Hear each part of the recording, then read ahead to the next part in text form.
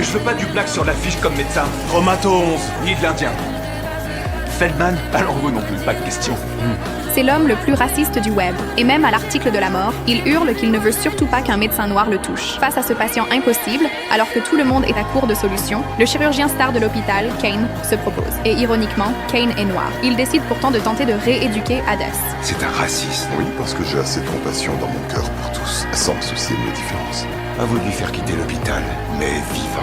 La seconde suivante, Kane pousse la porte de la chambre. Hades l'attaque aussitôt, se moquant de sa couleur de peau. Kane se retourne et lâche qu'il n'aura aucun problème à apprendre sa mort dans les journaux. Et juste au moment où Kane s'apprête à sortir, une scène totalement inattendue se produit. Hades, écoutez-moi, je suis Douglas Atwater. Je vous en supplie, il faut que vous m'aidiez. Doug explique qu'il a été diagnostiqué très jeune avec un trouble dissociatif de l'identité. Hades n'est qu'une autre personnalité, la version la plus sombre qui prend le contrôle de son corps. Doug supplite Kane. Il vient de reprendre le contrôle. Après un scanner cérébral, Kane réalise que Doug n'a probablement pas un vrai trouble dissociatif, mais une tumeur au cerveau qui modifie sa personnalité. D'un simple coup précis de bistouri, je peux et je vais à moi tout seul vous délivrer de cet être maléfique qui vous a volé votre vie. Dr. Kane, merci beaucoup. Avec grand plaisir. Ah, c'est un pathétique. Comme si j'allais me laisser enfoncer sans remonter à la surface. L'affreux Hades réapparaît soudain. Il retire son consentement à l'opération et exige de quitter l'hôpital immédiatement. Kane sort alors calmement une seringue d'anesthésiant et endort Hades tout en douceur. Qu'est-ce que vous m'avez fait? Je vous prive de votre droit à être traité comme un être humain. En pleine nuit, les partisans d'Hadès viennent menacer le Dr Bell.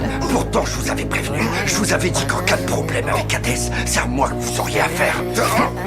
Le noir de l'affiche, il l'a emmené au bloc opératoire contre sa volonté. Si jamais Hades meurt, ou si après l'opération, il se réveille et qu'il n'est plus lui-même, vous et ce chirurgien, vous le paierez très cher.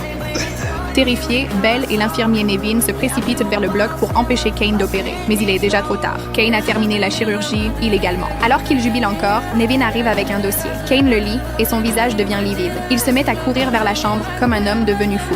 Le grand Manitou de l'affiche. J'avais raison, les cris généraient une personnalité secondaire. Mais j'avais tort sur laquelle. C'était double autre personnalité. Et oui, voilà.